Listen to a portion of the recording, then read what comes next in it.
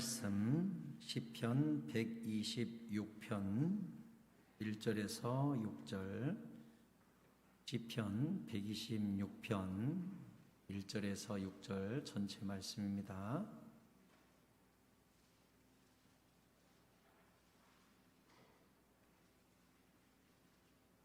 시편 126편 말씀 구약성경 899쪽에 있습니다.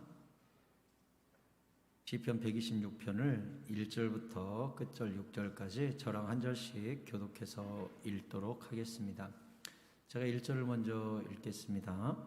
여호와께서 시온의 포로를 돌려보내실 때에 우리는 꿈꾸는 것 같았도다. 그때 우리 입에는 웃음이 가득하고 우리 혀에는 찬양이 찼었도다. 그때 문나라 가운데서 말하기를 여호와께서 그들을 위하여 큰 일을 행하셨다 하였도다. 여호와께서 우리를 위하여 큰 일을 행하셨으니 우리는 기쁘도다. 여호와여 우리의 포로를 남방 시내들같이 돌려보내소서. 눈물을 흘리며 씨를 뿌리는 자는 기쁨으로 거두리로다. 울며 씨를 뿌리러 나가는 자는 반드시 기쁨으로 그 곡식단을 가지고 돌아오리로다. 아멘. 오늘 교사 주일을 맞이해서 오후 예배 때 여러분에게 교사란 이래야 된다 저래야 된다 많은 교육과 세미나를 하고 싶었는데 우리 장로님들이 목사님 늘 교사들은 이래라 저래라 울어라 충성하라 평생 들었으니까 이번 세미나 때는 좀 그런 말씀 마시고 다른 말씀 좀 해주세요. 우리 장로님들이 그래서 제가 당일 때 정말 지혜롭다고 나 같아도 맨날 들으면 실증 날 것 같다고 우리 장로님들이 참 지혜로워요. 그래서 제가 우리 교사들한테 영화 한 편 보여주고 마쳐야겠다 생각을 했어요. 그래서 옆에 계신 우리 교사분들은 가운데 좌석으로 이렇게 옮기셔야 잘 보일 거예요. 옆에 계신 분들은 이쪽 가운데 좌석으로 다 옮겨서 영화 볼 거예요. 조명 다 끄세요. 조명 싹 여기까지 싹 영화관처럼 깜깜하게 싹 끄세요. 그래도 환하긴 한데 싹 끄세요. 싹 영화 보여드리고 우리 식사하러 갈 거예요. 오늘은 그냥 영화 보고 영화에 대한 내용을 이어서 여러분에게 간단히 말씀드리고 오후를 마치도록 하겠습니다. 그러니까 오늘 오후 세미나는 영화 보고 마쳐드리도록 할 테니까 애니메이션이거든요. 좀 약 30분 정도 되니까 딱 설교 시간이에요. 그러니까 30분 정도 보시고 여러분이 좀 생각하면서 영화를 보셨으면 좋겠어요. 보신 분들도 계실 텐데 저도 예전에 이 애니메이션 보고 많은 감동을 느꼈었기 때문에 여러분들과 나누고 싶었습니다. 보셨던 분은 한 번 더 보시고 마인드를 새롭게 하시면 되겠고요. 못 보셨던 분들은 교사란 무엇인가를 이 애니메이션 통해 많이 느낄 수 있을 겁니다. 그러면 상영하도록 하겠습니다. 볼륨 조금 크게 해서 잘 들리도록 해주세요.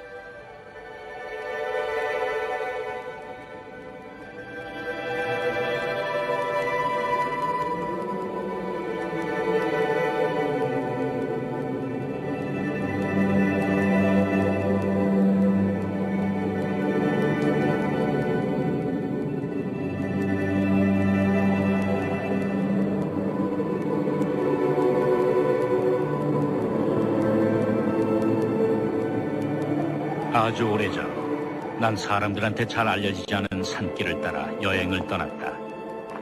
그곳은 알프스의 높은 곳에 있는 오래된 마을로 아래로 내려가면 프로방스가 나왔다. 1200m쯤 올라가자 처음 눈앞에 나타난 것은 황무지였다. 땅은 메마르고 야생 라벤더뿐 그곳은 아무것도 자라고 있지 않았다. 난 그 널따란 황무지를 가로질러 걸어갔다. 그렇게 3일을 걷고 나자 말할 수 없이 쓸쓸하고 황량한 경치가 눈앞에 펼쳐졌다.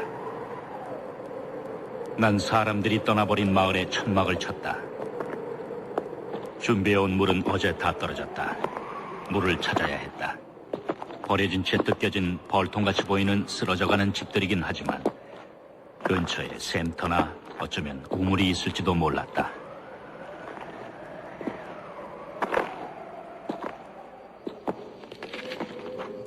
샘터가 보였다.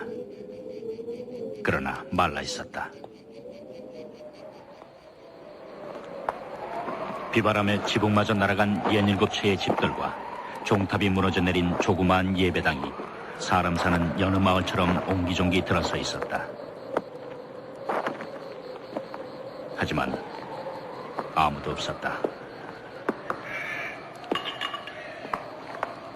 구름 한 점 없이 맑은 초여름 날씨였다. 그러나 버려진 이 산속 마을엔 바람이 사납게 쌩쌩 불고 있었다. 바람은 뼈대만 남은 집들 사이를 먹이를 먹다 빼앗긴 짐승처럼 으르렁거리며 불고 있었다. 난 천막을 걷어야 했다.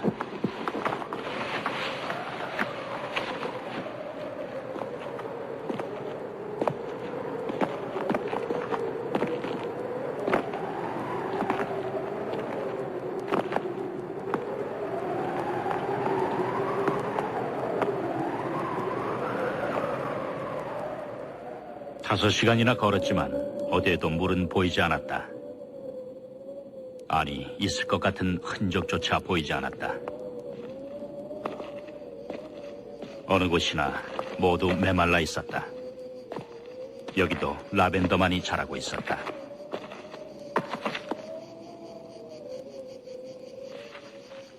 그때 저 멀리서 뭔가가 눈에 들어왔다. 거무스름한 게 마치 나무 그루터기인 것 같았다. 어쨌든 난 그쪽을 향해 걸어갔다.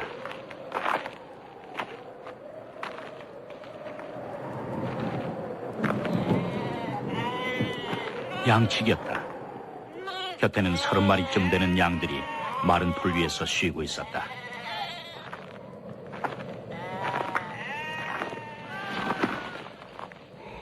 그는 내게 물통을 건네줬다. 그리고는 고원의 움푹한 골짜기에 있는 양들의 우리로 날 데려갔다. 그가 물을 길어 올렸다. 기가 막힌 맛이었다. 우물은 깊었다. 그는 엉성하나마 두레박을 매달아 놓고 있었다.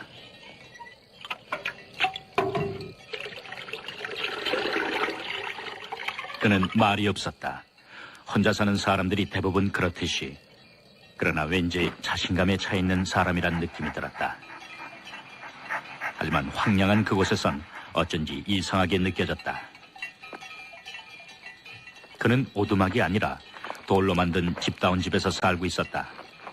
벽을 보니 그가 이 집을 다시 세우느라 얼마나 고생했는지 알 것 같았다. 지붕은 아주 튼튼해 보였다. 그 위에선 바람소리도 밀려온 파도처럼 잠잠해졌다. 집안은 아주 깨끗했다.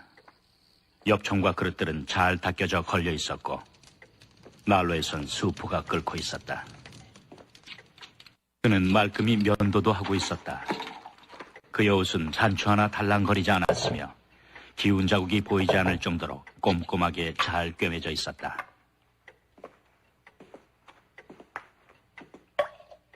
그는 내게 수프를 나눠줬다.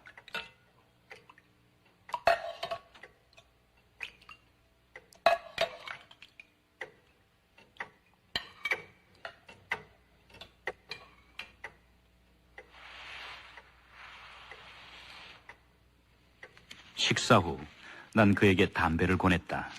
그는 피우지 않는다고 했다. 그의 개도 주인을 닮아 조용했다. 순하고 얌전했다.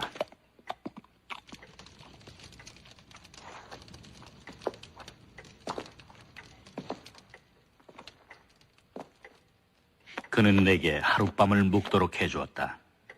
가장 가까운 마을도 이틀이나 걸어가야 나온다고 했다.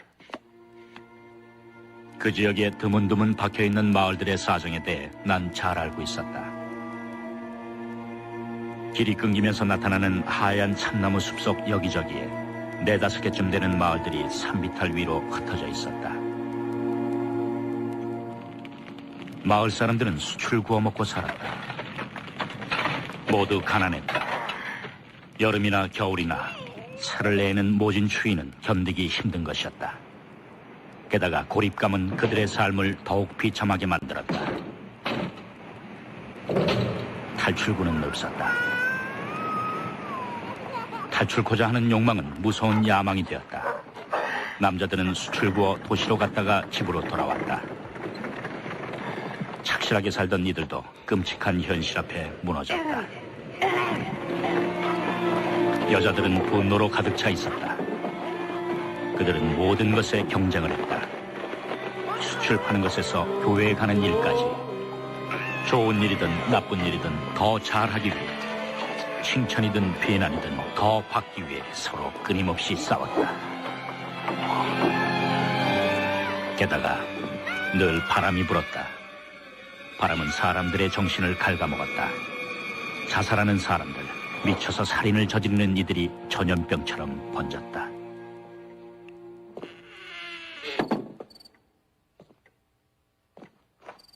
담배를 안 피우는 양치기는 조그마한 자루를 가져오더니 도토리를 한가득 쏟아놨다.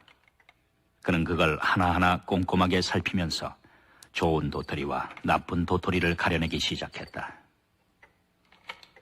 담배를 피우고 있던 내가 도와주겠다고 했지만 그는 자신의 일이라고 말했다.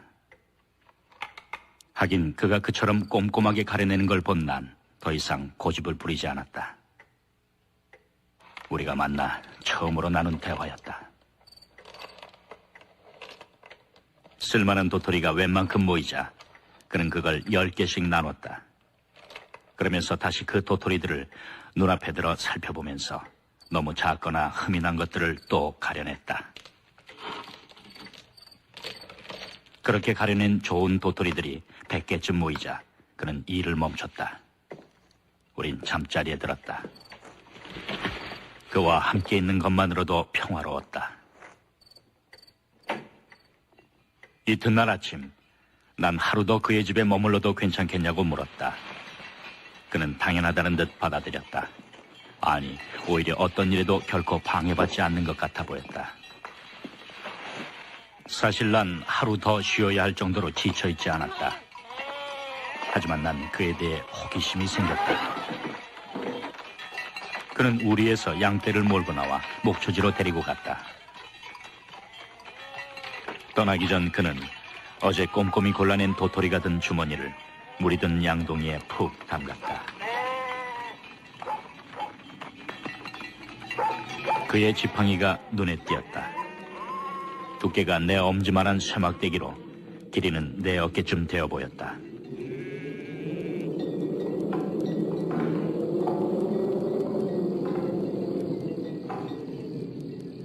난 느릿느릿 산책하는 척하며 그의 뒤를 따라갔다. 그와 일직선으로 한참 떨어져 걸어갔다. 목초지는 골짜기 아래에 있었다. 그는 양떼를 개한테 맡기고 내가 서 있는 언덕 쪽으로 올라왔다. 날 야단치러 오는 줄 알았다. 그게 아니었다. 그가 가는 길에 내가 서 있었던 것뿐이었다. 함께 가겠냐고 물었다.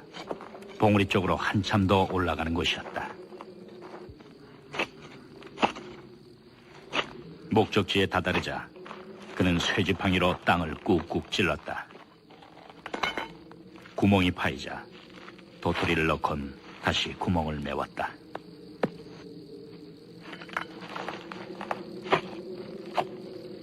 참나무를 심고 있었던 것이다. 난 그의 땅이냐고 물었다. 아니라고 했다. 주인을 아느냐고 물었다. 모른다고 했다. 아마도 공유지거나 주인이 있는데 그냥 버려두고 있는 땅인 것 같다고 했다. 그는 그런데 무관심했다.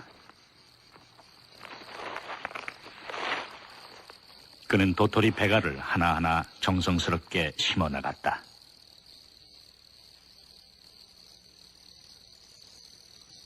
점심을 먹고 나서 그는 다시 도토리들을 가려내기 시작했다. 아무래도 내가 끈질기게 물었었나 보다. 그가 대답해 주었다. 지난 3년간 그는 이 아무도 살지 않는 땅에 나무를 심어왔다고 했다. 10만 그루를 심었다고 했다. 그 10만 그루 중에서 2만 그루가 싹을 틔웠다.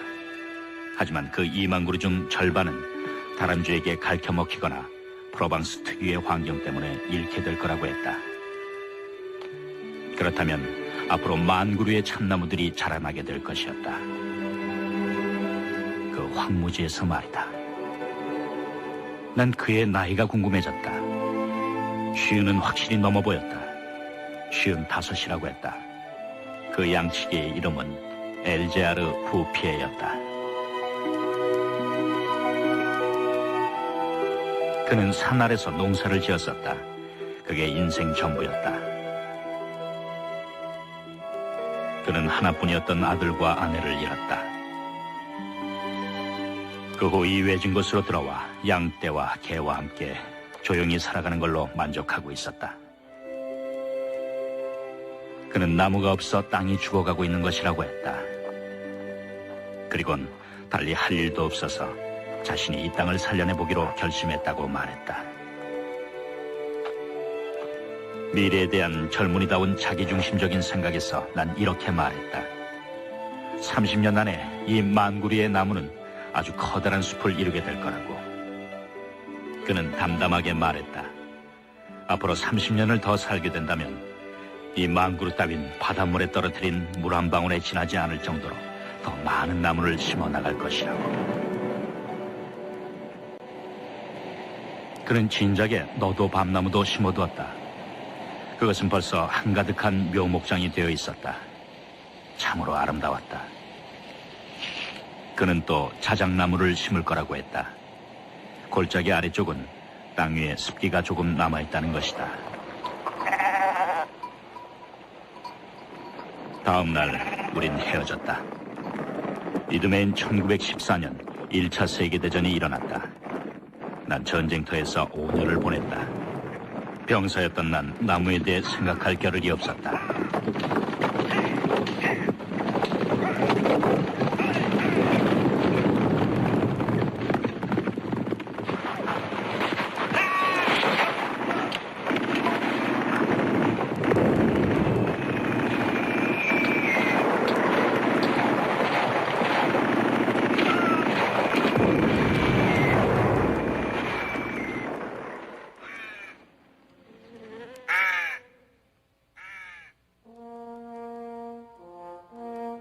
전쟁이 끝나자 난 얼마 안 되는 보상금에 매달려 살았다. 맑고 깨끗한 공기가 그리워 견딜 수가 없었다. 생각만 하고 있다가 어느 날 그 외지고 황량한 곳을 다시 찾아가 보았다. 그곳은 예전 그대로였다. 하지만 멀리 버려진 마을 건너 저 멀리 높은 산등성엔 융단처럼 덮고 있는 회색빛의 엷은 안개가 보였다. 어제부터 난 줄곧 나무를 심던 그 노인을 생각하고 있었다. 참나무 1만 그루라 상상해보았다. 엄청나게 큰 숲이 되었겠는걸. 지난 5년 동안 난 수많은 사람들이 죽는 걸 보아왔다. 엘자르 부피에도 세상을 떠났을지 몰랐다. 하긴 20대 젊은이가 보기엔 50대란 할 일이라곤 죽는 일밖에 남지 않은 나이였으니까.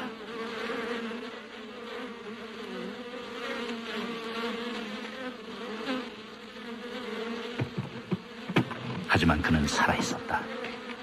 하는 일도 그대로였다. 양은 4마리밖에 안 남았지만 대신 벌통을 100개 이상이나 치고 있었다. 그는 양들이 나무에 피해를 줘 팔아버렸다고 했다. 전쟁도 그를 막지는 못했다. 그는 조용히 나무만을 심어왔다는 것이다. 1910년에 심었던 참나무들은 10년이 지난 지금 노인이나 나보다도 크게 자라 있었다. 난 그 멋진 모습에 넋을 잃고 말았다. 여전히 그는 말이 없었다. 우리는 하루 종일 아무 말 없이 숲속을 거닐었다. 세 구역으로 이루어진 숲은 가로가 1100km, 세로는 3km쯤 됐다. 아무런 기술이나 기계의 도움 없이 오직 양치기 노인의 영혼과 손에 의해 이런 숲이 이루어진 것으로 보아 이 노인은 하느님만큼이나 능률적으로 일할 줄 아는 사람임이 틀림없다는 생각이 들었다. 그는 자신의 꿈을 이뤘다. 내 어깨 높이로 자라난 끝없이 널리 펼쳐져 있는 너도 밤나무들이 바로 그 증거였다. 참나무들은 단단해서 다람쥐들의 이빨을 잘 견뎌냈다. 이 숲을 없애려면 프로방스엔 없는 회오리바람이라도 불어야만 할 것 같았다.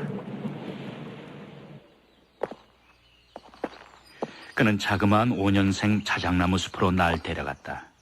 내가 베르당에서 싸우고 있던 1915년에 심은 것들이었다. 땅 표면에 습기가 있을 거라고 그가 생각했던 바로 그곳에 심어져 있었다. 자작나무들은 마치 아이들처럼 부드럽고 씩씩했다.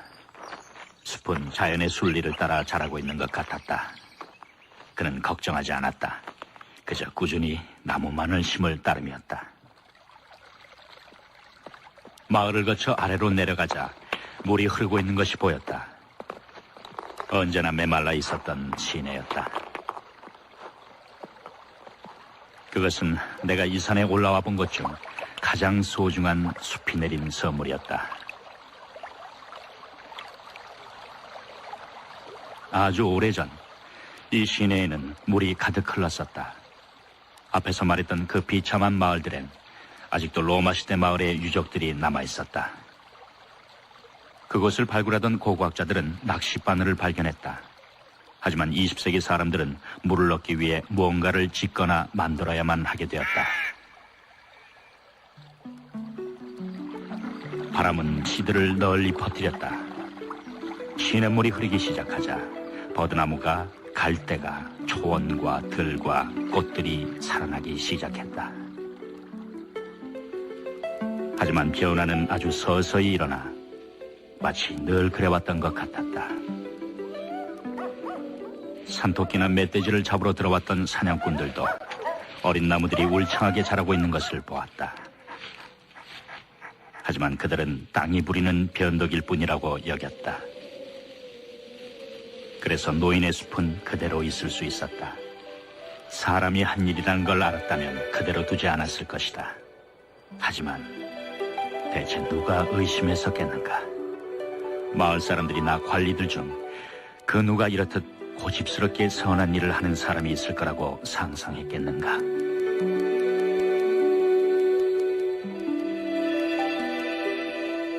(1920년) 이래로 난 매년 거르지 않고 엘자르 부피에를 찾아갔다. 그는 지치는 법도 없이 꾸준히 나무를 심을 뿐이었다. 하느님은 그에게 이미 천국을 보여주셨던 게 틀림없었다. 난 그의 고통에 대해선 생각해보지 않았다. 틀림없이 그는 이런 숲을 이루기까지 수많은 어려움을 겪었을 것이다. 자신의 신념을 이루기 위해 수없이 절망감과 싸워야 했을 것이다. 우린 그가 완벽한 고독 속에서 일을 해왔다는 걸 알아야만 한다. 너무도 철저히 혼자여서 나중에 그는 결국 말하는 법을 잊어버리고 말았다. 아니, 아마도 필요조차 안 느꼈을 것이다. 1933년 삼림 감독관이 놀란 얼굴로 찾아왔다. 산에서 불을 피우면 안 된다는 명령이 내려왔다며 자연이 내린 숲을 해칠 것이기 때문이라고 했다. 아무것도 모르는 이 순진한 감독관은 숲이 스스로 생겨난 건 처음 봤다며 감탄했다.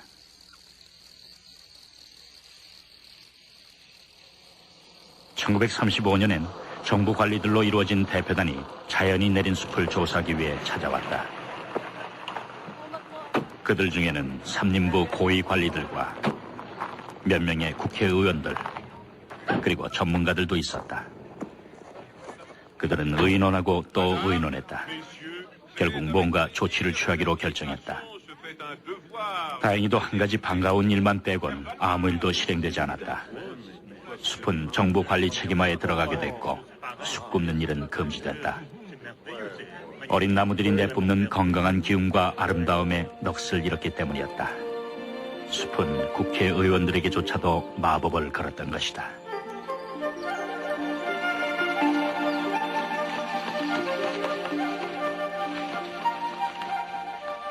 그 정부 대표단 관리 중 내 친구 한 명이 있었다. 난 숲의 비밀에 대해 말해주었다.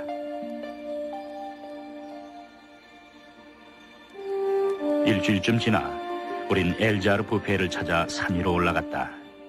그는 일에 몰두해 있었다. 대표단이 들렸던 곳에서 20km쯤 떨어진 곳이었다. 내가 짐작했던 대로 친구는 노인이 하는 일의 소중함을 알아차렸다. 난 노인에게 갖고 간 달걀을 건넸다. 우린 함께 점심을 먹었다. 그리고는 한참 동안 아무 말 없이 주위 경치를 바라보기만 했다.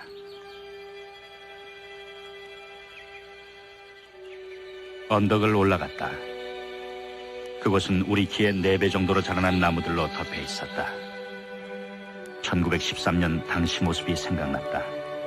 황무지였었다. 그러나 꾸준한 노동, 산 위의 맑은 공기, 소박한 생활, 무엇보다도 노인의 평온한 영혼 덕분에 그는 자신이 이루고자 했던 모든 걸 얻을 수 있었다는 것이다. 그는 신이 내린 일꾼이었다. 얼마나 더 나무를 심을 계획인지 알 수 없었다. 숲을 떠나면서 친구는 그 땅에 가장 잘 맞는 나무 종류에 대해 가볍게 조언했다.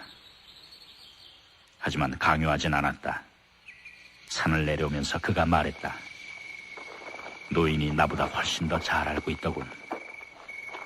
줄곧 생각하고 있었던 듯 1시간쯤 후 그가 또 말했다. 그는 이 세상 누구보다도 잘 알고 있어. 인생을 행복하게 살 수 있는 방법을 말이야.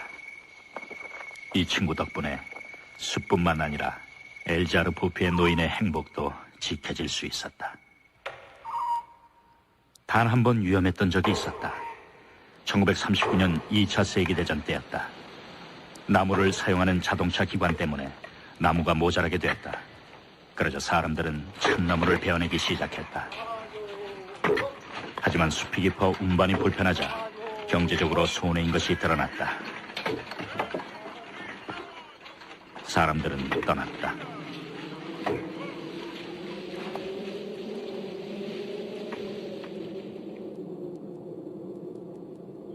하지만 노인은 아무것도 몰랐다.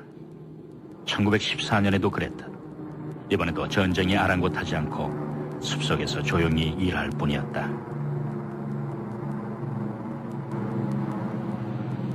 (1945년 6월) 난 마지막으로 엘자르 부페를 봤다.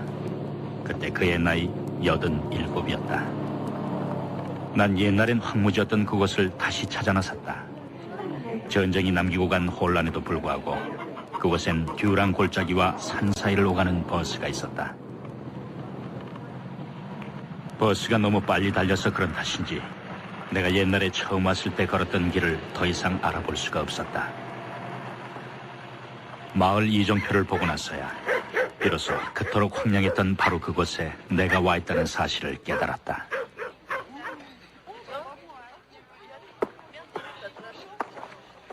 난 베르궁에서 버스를 내렸다. 1913년 당시 이 마을엔 집 12채, 사람 3명이 있었다. 그들은 서로를 미워하며 덫을 놓아 짐승을 잡아먹고 살았다. 희망이라고는 없는 삶이었다. 하지만 모든 것이 변해 있었다. 공기부터 달랐다. 그처럼 모질게 쌩쌩 불어대던 바람 대신 향기롭고 부드러운 산들바람이 날 맞았다. 물소리 같은 소리가 산봉우리 쪽에서 들려왔다.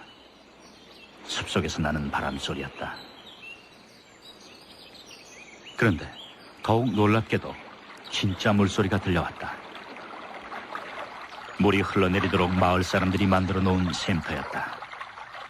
그 곁엔 너무나도 감동스럽게도 보리수가 심어져 있는 게 보였다. 그건 마치 부활의 상징과도 같았다.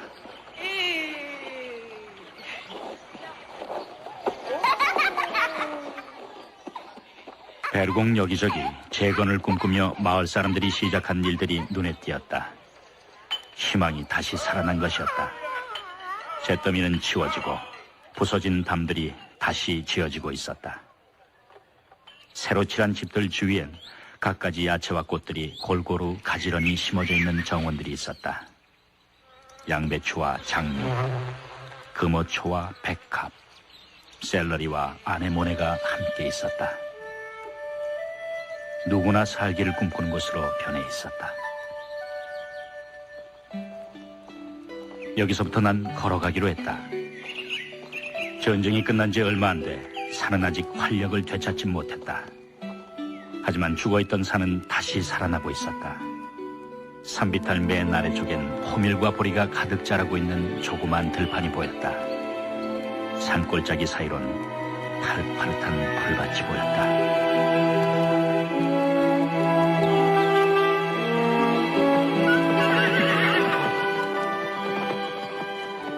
이로부터 8년 후 산 전체는 자연이 선사해준 건강한 생명력으로 넘쳐 흘렀다. 1913년에 보았던 무너진 직터 위엔 이제 깨끗한 농가들이 사이좋게 들어서 있었다. 모두들 행복하고 만족한 모습이었다. 고대로부터 내려온 샘들은 눈과 비를 잘 보존해준 숲 덕분에 다시 흘러내리기 시작했다. 단풍나무 숲 사이에선 샘에서 떨어져 내린 물이 용단처럼 깔린 바카이트를 적시고 있었다. 마을은 천천히 다시 일어서고 있었다. 비싼 땅값 때문에 평야지대에서 옮겨온 사람들이 마을에 젊음과 활기, 모험심을 가져다 주었다. 거리마다 소박한 시골 생활의 맛을 알게 된 사람들의 건강하고 티 없는 웃음소리가 가득했다.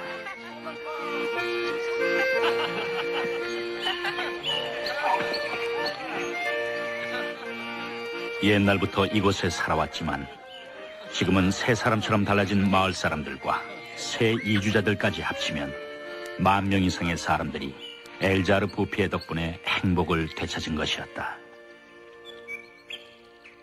자신의 영혼과 몸 밖에는 아무것도 없었던 한 남자가 그 황량했던 대지를 이런 약속의 땅으로 바꾸어 놓은 걸 생각하면 그의 인생은 너무나도 멋진 것이었다.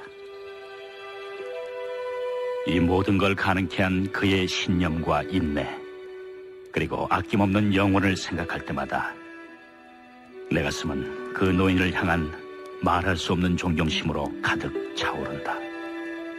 그는 오직 10만이 해낼 수 있는 일을 스스로 해냈던 것이다. 엘자르 부페는 1947년 반홍에서 평화로이 눈을 감았다.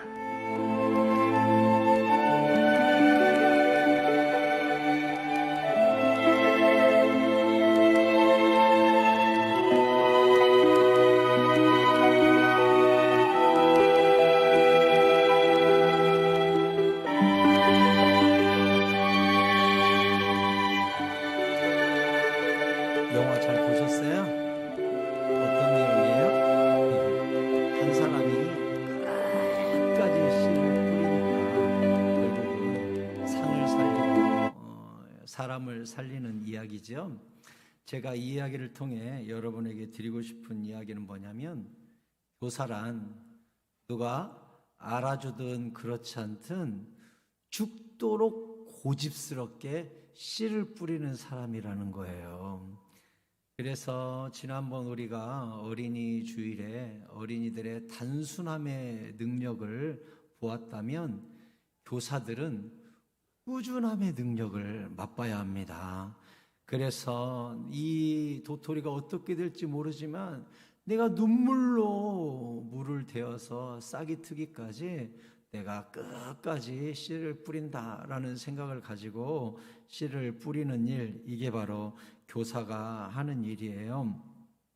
그래서 전도서 11장 1절에 보면 이렇게 되어 있습니다. 전도서 11장 1절에, 전도서 11장 1절, 저 뒤에 보여주세요. 예, 이렇게 돼 있죠. 너는 내 떡을 물 위에 던져라. 여러 날 후에 도로 찾으리라. 이게 무슨 얘기예요? 떡을 갖다가 물 위에다가 던지래요. 그러면 여러 날 후에 이 떡을 찾는데요. 이게 무슨 얘기일까요?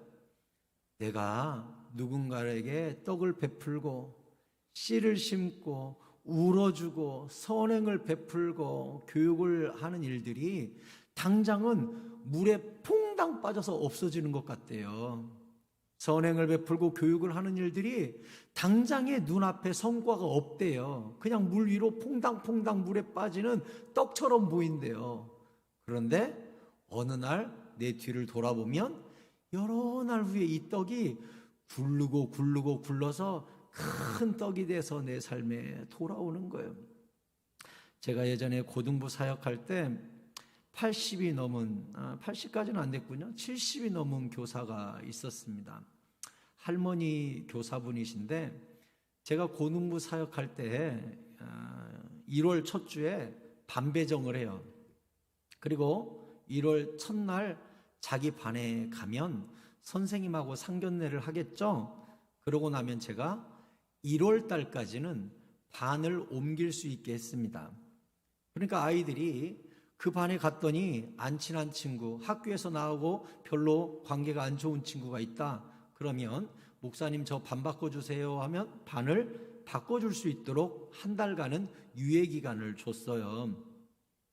그러니까 아이들이 한 700명 되니까 반들이 얼마나 많고 교사도 얼마나 많아요.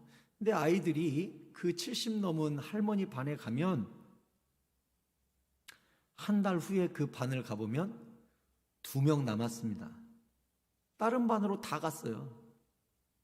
그러니까 이 교사 선생님이 내가 첫 해에 그 제도를 들여놨을 때 저를 찾아와서 울었습니다.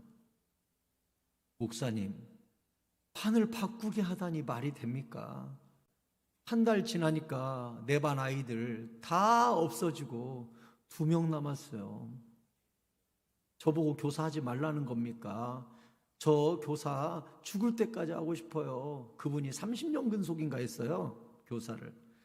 그러니까 저를 원망하면서 우는 거죠. 제가 그랬어요.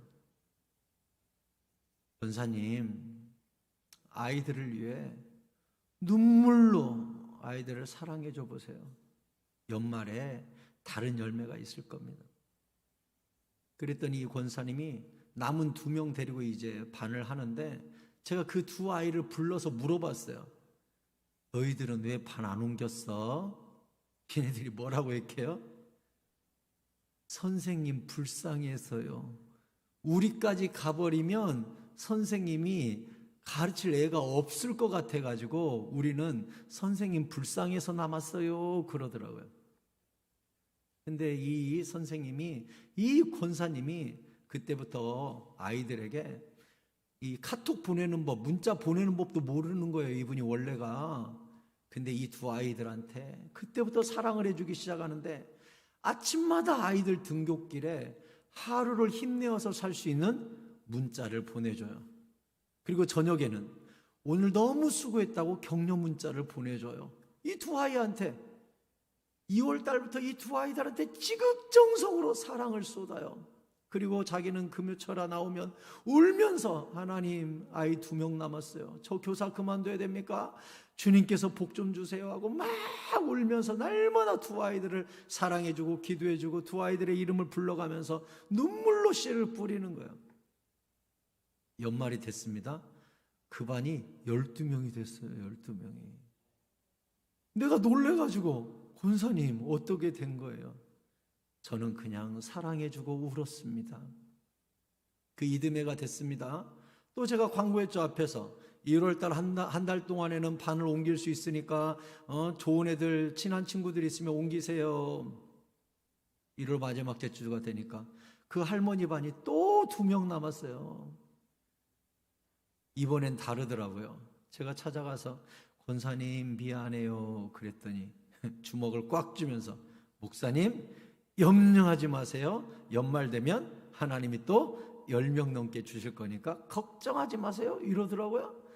그러더니 이분이 또 아이들의 이름을 불러가면서 심지어 한 달에 한 번씩은 주일마다 줬던 것 같은데 말씀을 컴퓨터로 프린트 아들인가 딸인가 시켜가지고 프린트해서 코팅해가지고 고리 끼워서 아이들한테 이번 주는 이 말씀 붙잡고 살거라 하고 이 문자만 보내는 게 아니라 코팅해가지고 그걸 구멍 뚫어서 책갈피 만들어서 아이들을 주기 시작하는 거예요. 저도 그분한테 몇 번 받았어요. 목사님하고 주는데 고리 껴가지고 말씀 코팅한 거. 이게 뭐예요? 우리 애들 일주일 동안 이 말씀 붙들고 살라고 제가 코팅해달라고 그래가지고 이거 나눠준다고. 아이들이 나중에는 어떻게 되는 줄 알아요? 어려운 일 딱 생기면 이 선생님한테 전화하는 거야. 선생님 시험 기간이에요. 선생님 아무개랑 관계가 안 좋아요. 선생님 엄마랑 싸웠어요.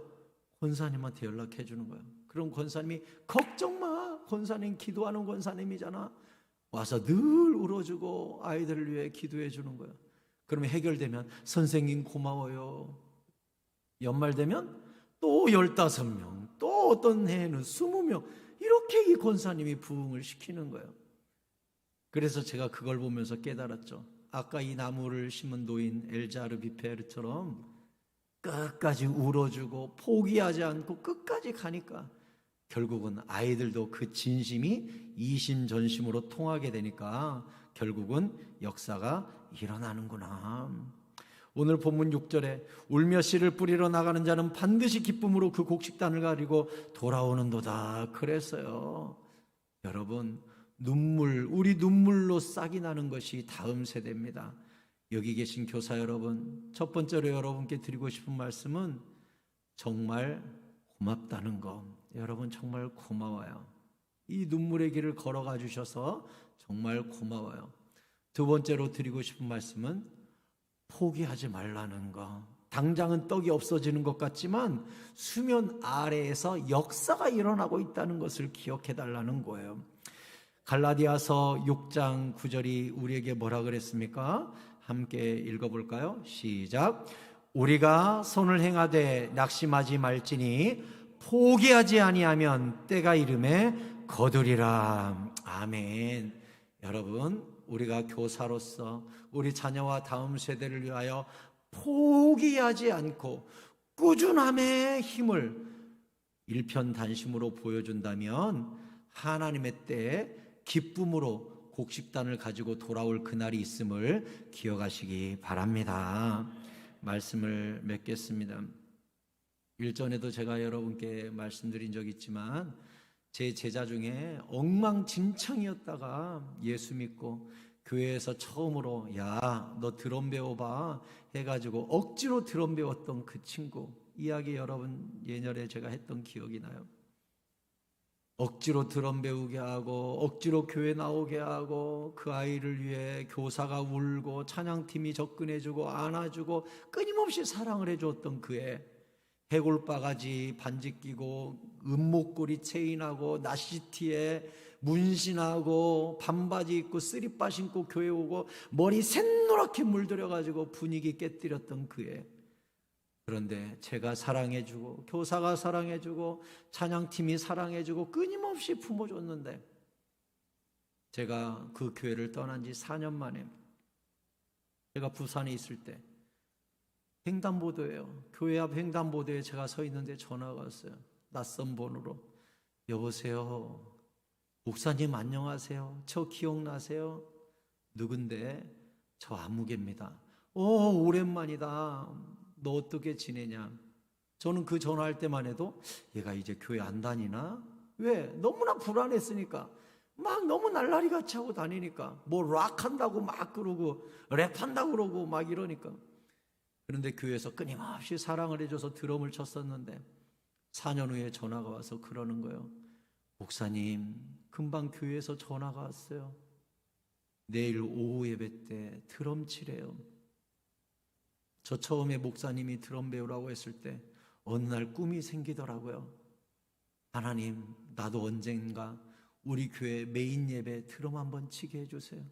수요 예배든 금요 예배든 오후 예배든 주일 낮 예배든 저도 언젠가 드럼 한번 치면서 예배 섬기게 해주세요 하는 꿈이 생기더라고요. 드디어 내일 꿈을 이루게 되었습니다. 제가 전화 받자마자 제일 먼저 목사님이 생각나서 목사님한테 말씀드리고 싶었어요.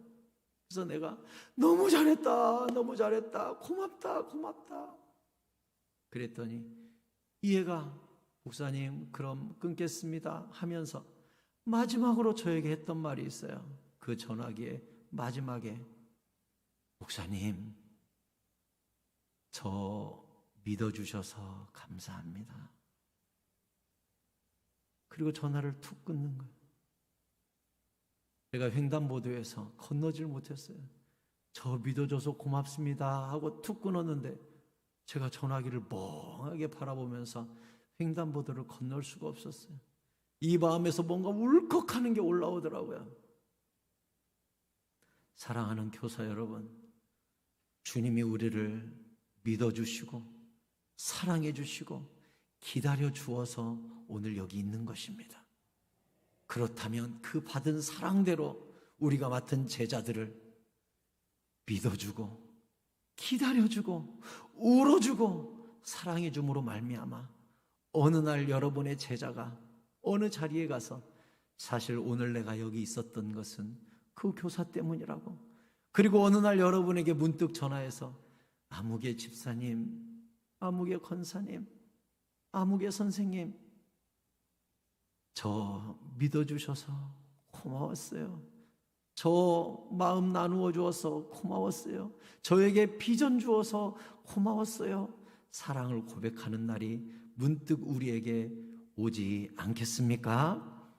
사랑하는 교사 여러분, 꾸준함은 역사를 이루어내고야 맙니다. 포기하지 아니하면 때가 이름에 거두리라 말씀하신 주님의 약속이 여러분의 꾸준함에, 여러분의 꾸준한 충성 가운데 열매로 나타날 날이 있음을 기억하시고, 때로 외롭고 힘들고 눈물 나는 이 길을 저 엘자르 뷔페처럼 끊임없이 반복적으로 포기하지 말고 이 길을 감으로 말미암아 우리의 눈물의 헌신이 숲을 이루고 산을 이루고 수많은 사람들을 살리고 샘물을 만들어내는 기적의 발걸음들이 다 되시기를 예수 그리스도의 이름으로 축복합니다. 우리 같이 찬양하고 기도하겠습니다. 우리 함께 박수 치면서 한번 찬양할까요?